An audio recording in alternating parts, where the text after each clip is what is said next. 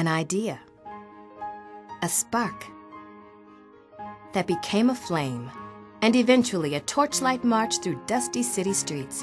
100 years ago, in El Paso, Texas, a few strong women came together, linked arms, and vowed to make a change. It was April 8, 1909. Over 200 people paraded by torchlight through the streets of downtown El Paso to attend a public meeting at the First Christian Church. What a sight! By the end of that meeting, the Women's Christian Missionary Union had donated all the property they possessed to help build a YWCA residence. Besides 2 lots of land, the gift included furnishings, $207.49. Don't laugh, that was a lot of money in those days, and shares of mining stock. And just like that, the crusade to eliminate racism and empower women began.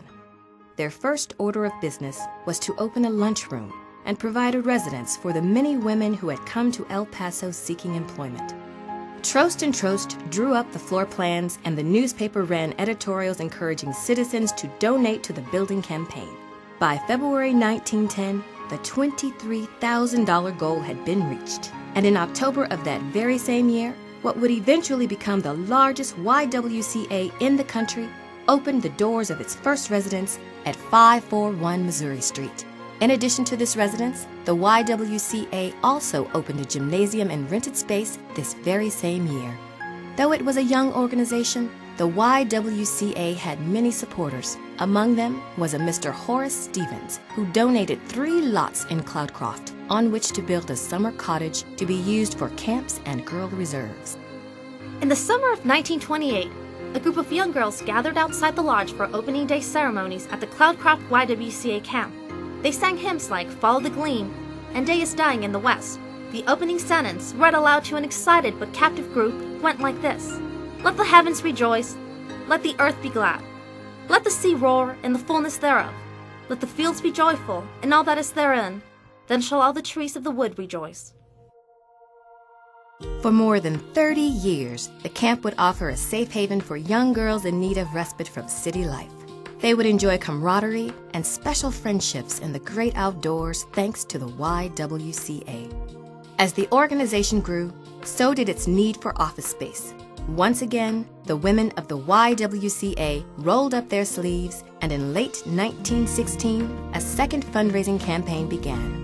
With hard work and a little help from key business leaders, this dynamic group of ladies managed to raise $100,000 in only 7 days. On December 19, 1917, the YWCA moved into its new building at 315 East Franklin Street. This would be home for more than 50 years. In the aftermath of World War I, El Paso's population grew. Meanwhile, the Depression endured. The programs and services of the YWCA were in high demand. In 1934, the National YWCA encouraged members to speak out against lynching and mob violence, and for the interracial cooperation and efforts to protect African Americans' basic civil rights. In El Paso, the Girl Reserves Department made progress in this very area when an African American woman was added to the Girl Reserves Committee to represent the African American Girls Club. The YWCA was on Franklin Street, and we were the Girl Reserves back then in the early 40s. The fact that they invited us to come and participate in their general meeting of the Girl Reserves was really a step in the right direction of eliminating racism. The 1950s brought new neighborhoods and schools on both sides of the mountain, and the YWCA began to expand its youth program. During this time, it would evolve from the Girl Reserves into the Y-Teen program. At the same time, the YWCA Board of Directors welcomed its first African American member, Miss Drusilla Nixon, who would serve on the board until 1954. As the decade came to a close, the United Fund of El Paso recommended the addition of experienced professional staff, and Kay McIntyre, who had worked with the YWCA in New York City, was hired as executive director. The civil rights movement was in full swing. In 1963, Dr. Martin Luther King Jr. marched on Washington along with some 250,000 others.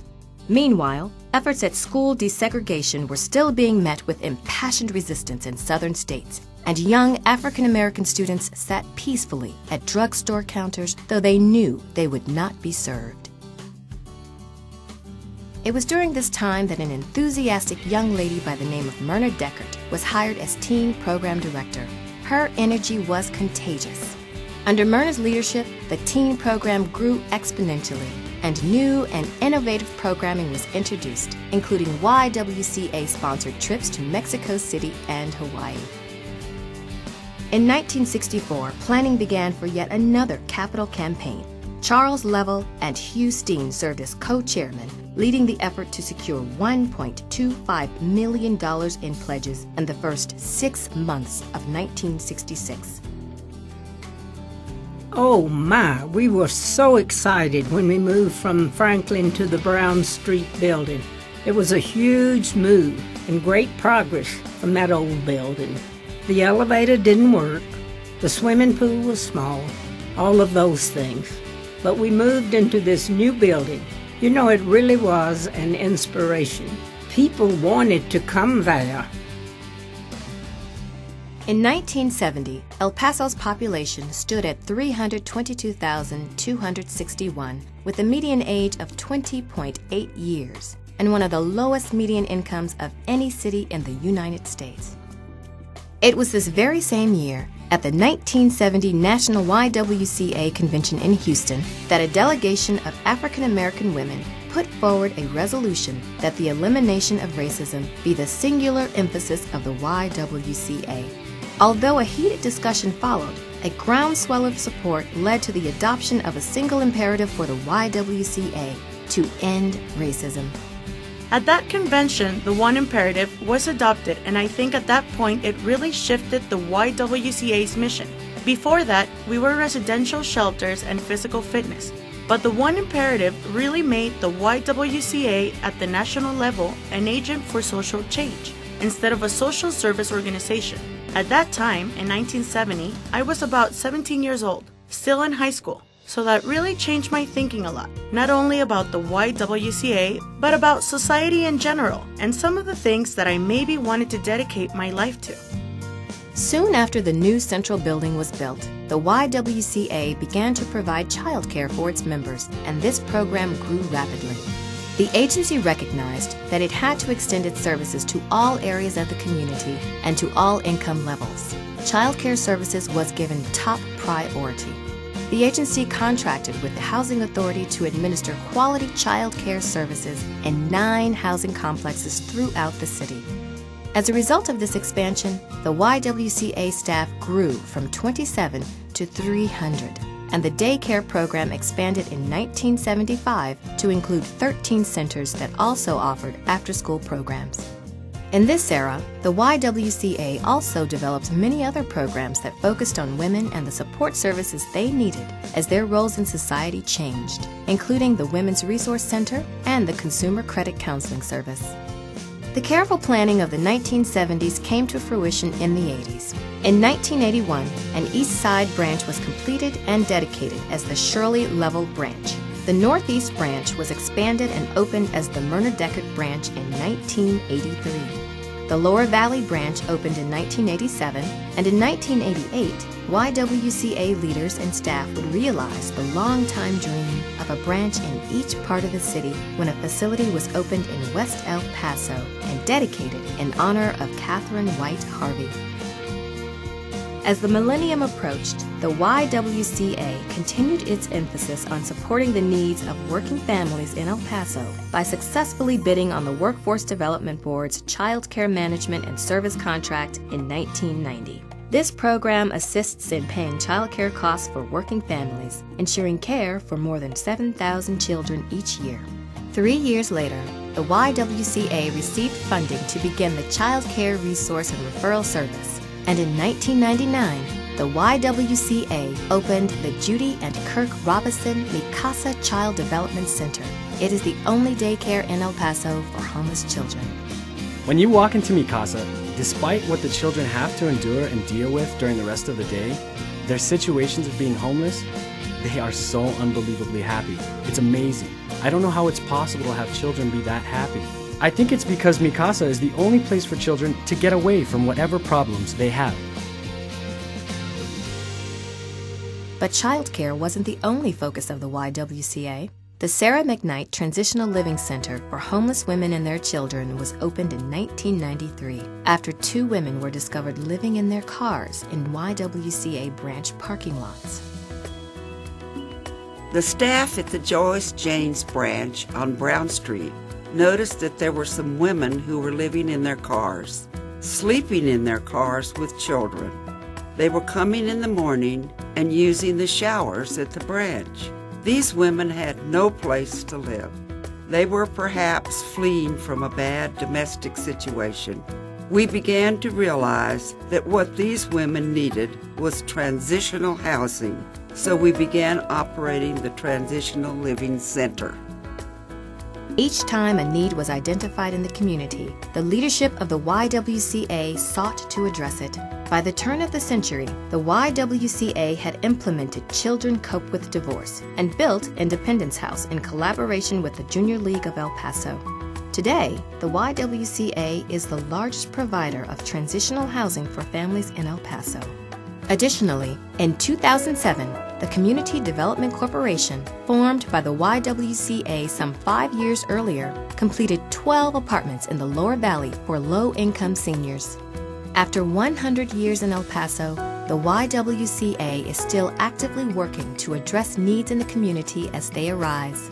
In light of the increasing number of soldiers relocating to Fort Bliss, the YWCA began negotiations in 2008 with the U.S. Army to implement several programs for soldiers and their families, including child care services and consumer credit counseling. The spark, that idea, way back in 1909, led to the creation of what is now the largest YWCA in the country. There are so many stories to tell, so many individual lives that have been touched and changed. As we begin another chapter, another 100 years, we invite you to be part of our story. So, what is our vision for the future? According to the YWCA CEO, Dr. Sandra Bram, the story unfolds something like this. The YWCA will operate nationally accredited child development centers and after-school programs, provide affordable fitness programs in state-of-the-art facilities, be a recognized leader in the area of youth health and wellness, be an advocate for women and minorities, promoting positive race relations and public education campaigns to address diversity issues. Provide a place where women come to seek opportunities for empowerment, be they financial, emotional, or physical. And inspire a new generation to join this movement to eliminate racism and empower women for the next 100 years. The beautiful part of the centennial is it gives you the opportunity to pull together the community, to remember what a difference this organization has made and what a difference they have made in supporting this organization. So we are laying the foundation for a solid future. I believe we are positioning ourselves to make sure that the organization is solid, moving forward for another 100 years. Before they even had the right to vote, a group of dedicated and passionate women were working to make El Paso a better place for women and their families. They provided clean, safe housing for the lost and walked with them as they traveled the rocky road to independence. They were nurses, advocates, babysitters, and friends, their soft voices touching the hearts of the lonely, the forgotten, the discouraged.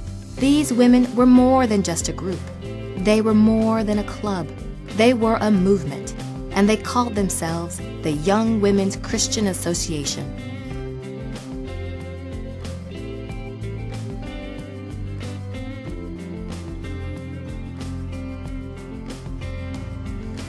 Dear God, I know that you are busy all over the world, so I hope you are listening. Thank you for the El Paso YWCA.